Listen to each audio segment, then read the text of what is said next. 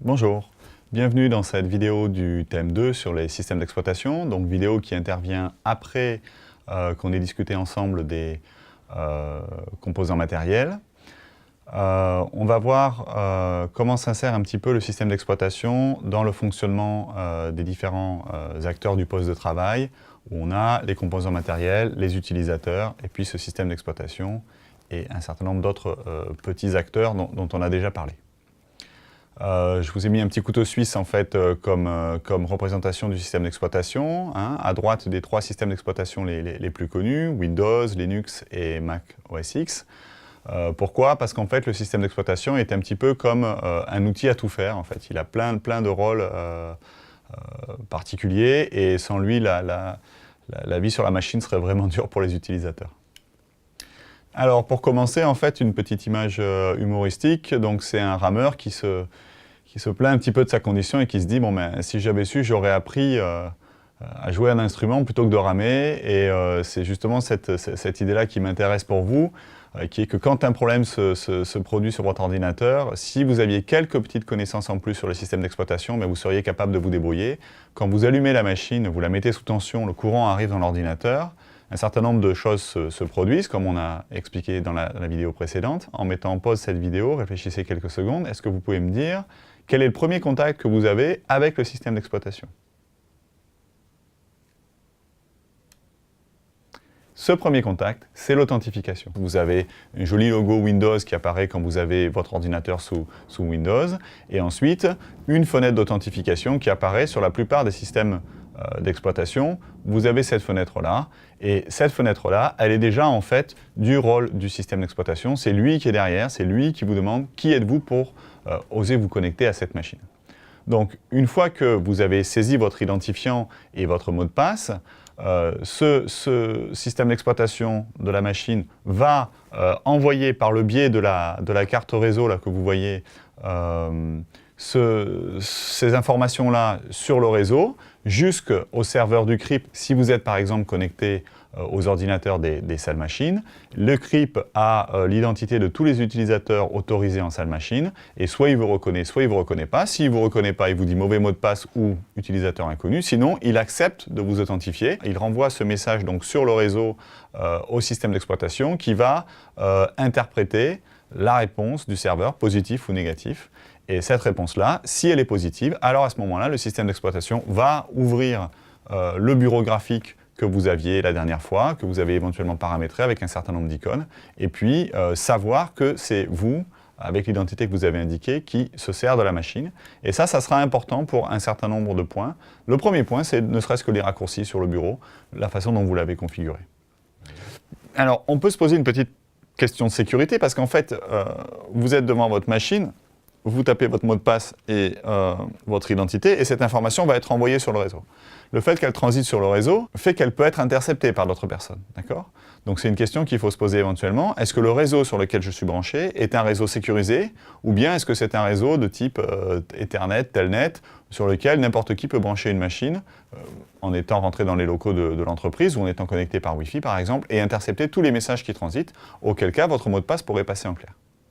Donc attention à ce genre de truc-là. Autre exemple d'interaction, cette fois non pas entre le système d'exploitation et vous, mais entre le système d'exploitation et le lancement de logiciels. Donc par exemple, une fois le bureau ouvert, vous demandez à lancer le navigateur Internet, qui est en fait ici Internet Explorer. Donc que se passe-t-il? Le système d'exploitation va charger ce navigateur, le code du navigateur, ses instructions en mémoire dans la RAM, et puis commencer à exécuter les instructions en les envoyant dans le CPU, le processeur, et puis au fur et à mesure que ces instructions s'exécutent, la fenêtre graphique du navigateur va apparaître, la page par défaut va se charger, et puis il va être prêt à répondre à un certain nombre de vos demandes, comme d'aller faire une recherche, par exemple, sur un moteur de recherche. Au moment où vous demandez cette recherche au navigateur, il faut que le programme, le navigateur en fait, communique avec le site distant, et donc pour ça, il va demander à accéder au réseau. Et ça va passer par l'intermédiaire du système d'exploitation qui va autoriser ou pas le programme à accéder au réseau. En général, ça se passe bien. Il pilote la carte graphique avec le driver. Vous vous rappelez, on a un certain nombre de petits programmes du système d'exploitation qui sont en charge des matériels. Entre autres, ici, vous en avez un qui s'occupe de la carte réseau. Et puis, le système d'exploitation et ce pilote négocient la connexion avec le site distant du moteur de recherche qui vous envoie un certain nombre d'informations en retour et ces informations apparaissent à l'écran. D'accord ? Alors, supposons que justement, dans le cadre du lancement de ce navigateur, pour faire une recherche sur Internet, on échoue. C'est-à-dire qu'on a cliqué 2 fois sur l'icône du navigateur et puis on n'arrive pas à avoir de page web distante. Quelle peut être la raison d'un tel souci? Alors, en fait, il peut y avoir plusieurs raisons suivant les symptômes. Regardons en détail ces symptômes. La première chose qui peut se produire, c'est qu'au bout de plusieurs secondes, on a beau avoir cliqué dessus, le navigateur ne s'affiche toujours pas à l'écran. Qui est en cause, à votre avis? Ici, ça ne peut pas être le réseau. Pourquoi? Parce que si c'était le réseau, la fenêtre graphique du navigateur s'afficherait quand même, d'accord? Le système d'exploitation est quand même capable de savoir que, par défaut, le navigateur, quand on le lance, il occupe cet espace-là sur l'écran. Et puis, il va attendre le signal qui va revenir du réseau pour savoir qu'afficher à l'intérieur de la fenêtre. Mais il afficherait au moins la fenêtre, d'accord? Ça veut dire que si le navigateur, la fenêtre du navigateur, même le cadre de cette fenêtre ne s'affiche pas, alors c'est que votre ordinateur est occupé à faire autre chose, trop de mémoire est utilisée, ou le processeur est occupé à faire des calculs par ailleurs, votre machine traîne trop, et à ce moment-là, il faut commencer à se poser des questions sur la liste des programmes qui sont lancés. On en a forcément trop qui sont lancés, ou bien vous avez une machine obsolète. Et si vous arrivez en stage et vous êtes dans un cas de figure de ce type-là, où il faut attendre 10 secondes avant de voir apparaître la fenêtre du navigateur, alors, en toute honnêteté, vous pouvez demander qu'on vous change de machine. Deuxième symptôme que vous pouvez rencontrer quand vous n'avez toujours pas accès à la page web qui vous intéresse, c'est que la fenêtre du navigateur, cette fois, va s'afficher, mais avec un contenu vide, pendant 30 secondes. Alors, là aussi, on peut penser que le système est surchargé, parce que ce qui va se passer, c'est que quand même, une fois qu'il a affiché la fenêtre graphique, il a envoyé une requête sur le réseau vers le site web distant, et il attend une réponse. Si cette réponse ne lui parvient pas dans un certain délai, il va vous mettre page not found, erreur 404, ou bien je suis coupé du réseau, d'abord connectez-vous à Internet. D'accord? Il va vous donner une information de ce type-là.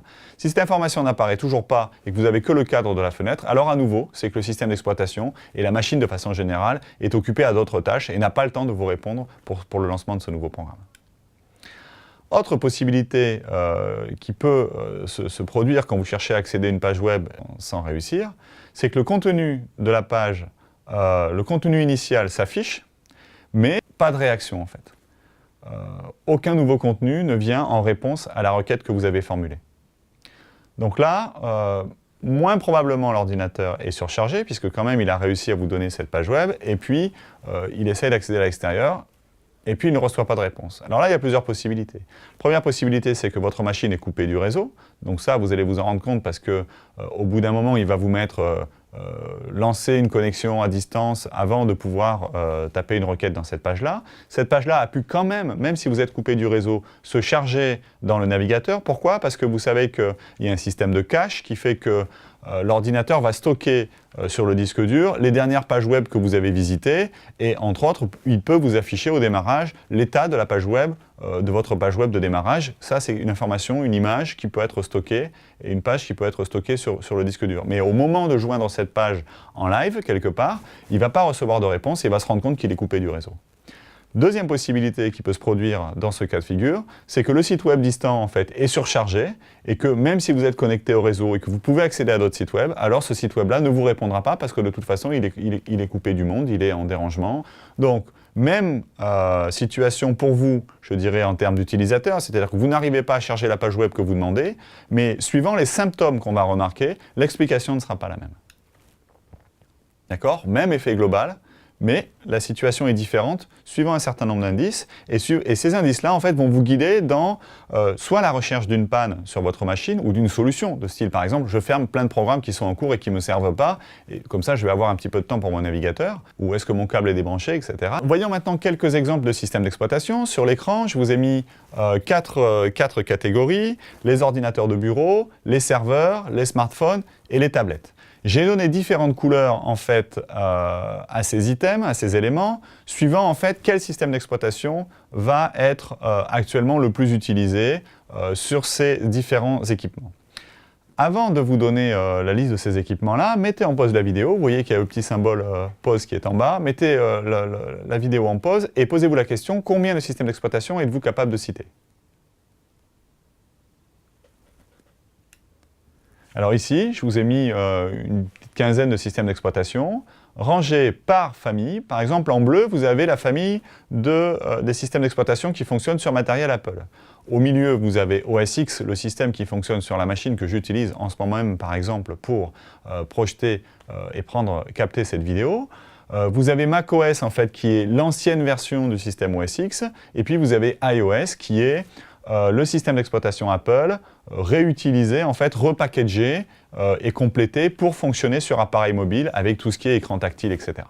En dessous, on a la famille des systèmes d'exploitation de type Unix, en vert ici. Et puis, au moment de l'apparition des ordinateurs de type PC, comme ceux que vous avez actuellement, cette architecture créée par IBM dans les années 80, au fur et à mesure des années où ce matériel s'est imposé, en fait, par rapport à d'autres types d'ordinateurs, on a fait une version d'Unix qui fonctionnait sur ces matériels-là, qui s'appelle Linux, ou bien on a d'autres variantes qui s'appellent FreeBSD.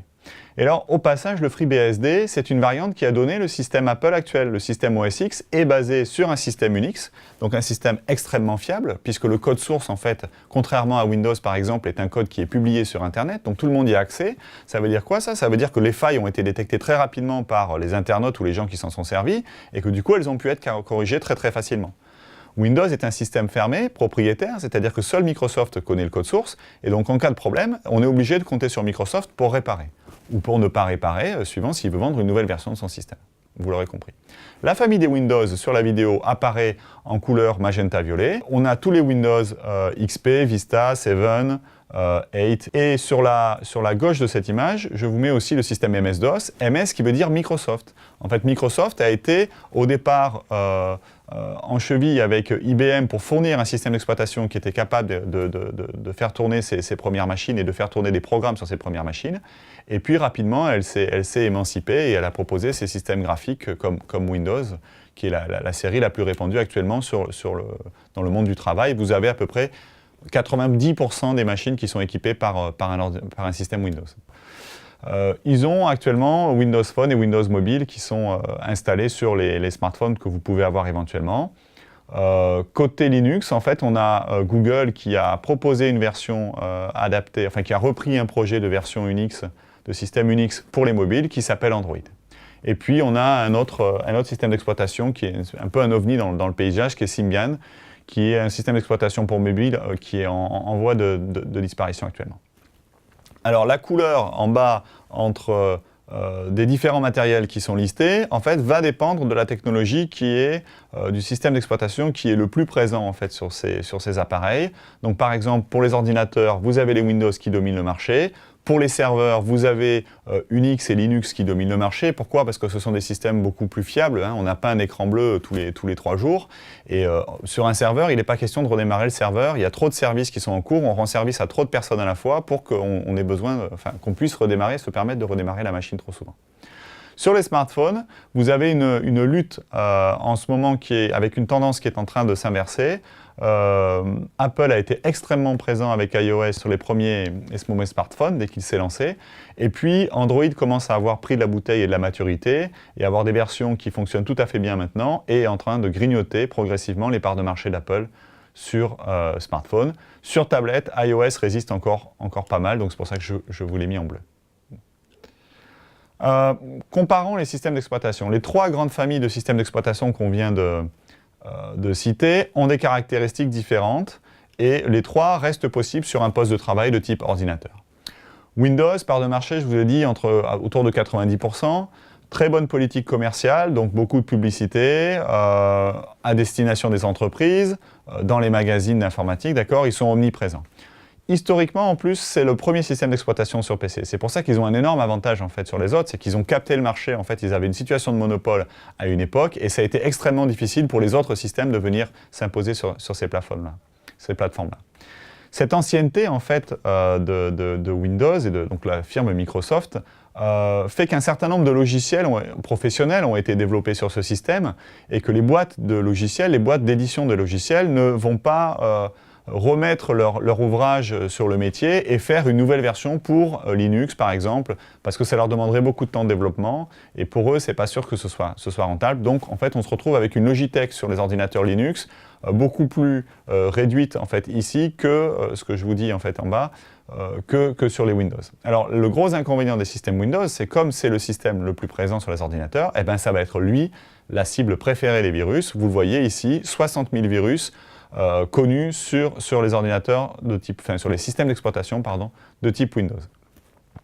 Linux, système d'exploitation gratuit, stable, bénéficiant d'un support. Depuis 5 ans à peu près, il y a une distribution qui s'appelle Ubuntu, qui fournit un support à ses utilisateurs. Alors pourquoi je ne dis pas système d'exploitation Linux, mais je dis distribution Linux, au passage, tout simplement parce que Linux, je vous l'ai dit, le code de ce système d'exploitation est libre. Donc il est disponible sur Internet. N'importe quel regroupement d'utilisateurs peut très bien recompiler ce code source pour refabriquer sa version du système d'exploitation en ayant intégré un certain nombre de gadgets particuliers, en mettant avec sur les DVD d'installation un certain nombre de logiciels de type traitement de texte, tableur, ou bien des logiciels dédiés à l'édition vidéo ou l'édition d'images comme GIMP, etc. Donc, comme ça, c'est faisable tout à fait gratuitement. Du coup, suivant les groupes d'utilisateurs, on va vous proposer plutôt une version ou plutôt une autre version de Linux. Et c'est ce qu'on appelle des distributions, en fait. Ce n'est pas une question de version dans le temps, en fait, historiquement, mais c'est une question de quel est l'ensemble des logiciels qui sont fournis avec, et en même temps de l'environnement graphique qui est fourni avec le système. Sous Windows, quand vous chargez un certain Windows 7 par exemple en ce moment, vous avez un bureau graphique qui est uniforme en fait sur tous les Windows. Ce n'est pas le cas sur les distributions Linux. En fait, on a plusieurs plateformes graphiques, plusieurs possibilités d'avoir un rendu, des icônes particulières, des barres de titres sur les fenêtres, etc. Pour ne citer que, par exemple, on a GNOME ou bien KDE, Enlightenment, etc.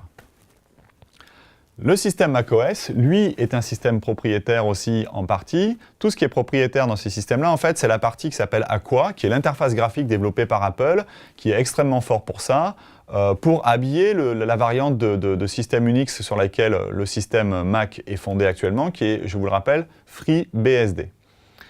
Sur des créneaux particuliers, donc, il vaudra mieux, en termes de logiciel, s'équiper en système et en matériel Mac, donc, puisque ce système n'est disponible que sur le matériel Mac. Voilà, les parts de marché, juste 2 infos là-dessus. Donc ici, vous avez dans le temps la progression des parts de marché des systèmes d'exploitation. Donc j'ai mis OS parce que OS, c'est la traduction en anglais de système d'exploitation, ça veut dire Operating System. Donc ici, vous voyez le marché sur tablette. On voit qu'Apple actuellement est encore majoritaire. C'est-à-dire que c'est le plus présent, on va dire, pas majoritaire, mais c'est l'acteur le plus présent sur les tablettes. Mais on voit qu'Android est en forte progression et va probablement bientôt rattraper Apple sur ce truc-là. Alors, on a parlé des différents types de systèmes d'exploitation qui pouvaient exister. Il y a des différences, je vous l'ai dit, entre ces systèmes d'exploitation, mais il y a des parties communes, d'accord ? Le rôle ou les rôles des systèmes d'exploitation, en fait, sont communs à tous ces systèmes. Ils sont difficiles à définir, à cerner, parce qu'ils sont multiples. Donc il y a un rôle de type chef d'orchestre, c'est-à-dire que dans votre ordinateur, vous avez un certain nombre de composants électroniques qui sont connectés. Ces composants, il faut dire comment ils vont fonctionner ensemble. C'est le système d'exploitation qui va dire à un moment donné, tel programme va accéder au processeur, c'est lui qui a le droit de calculer et de s'exécuter pour l'instant. L'utilisateur a demandé à charger un nouveau programme en mémoire, d'accord ? C'est le système d'exploitation qui va localiser ce programme sur le disque, qui va faire que ce programme est ramené en mémoire et qui va dire « tu te mets là, dans ce coin-là de la mémoire, c'est ta place et tu n'as pas le droit d'utiliser le reste de la mémoire. » D'accord ? C'est lui qui va un petit peu orchestrer la façon dont les informations vont s'échanger entre les composants de la machine, en passant par ces 2 acolytes que nous avons vus la dernière fois, qui sont le North Bridge et le South Bridge. Vous savez, ces petits composants qui ressemblent à des petits radiateurs et qui sont relativement centraux dans l'architecture de la machine. Deuxième rôle qu'on peut voir au système d'exploitation, en plus de chef d'orchestre, c'est le rôle de gestionnaire. C'est-à-dire qu'il ne produit rien par lui-même, il est là uniquement pour gérer les ressources. On l'a dit tout à l'heure, c'est lui qui va dire « Ok, tel programme a le droit d'accéder au processeur pour s'exécuter. » D'accord, mais il y a plein d'autres programmes qui sont en attente du processeur, ou des 2 processeurs si vous avez un dual core. qui va arbitrer? C'est le système d'exploitation qui va dire, c'est moi qui gère, toi c'est bon, tu as pris la place dans le processeur, maintenant tu sors et je fais la place pour toi qui vient, hop, etc.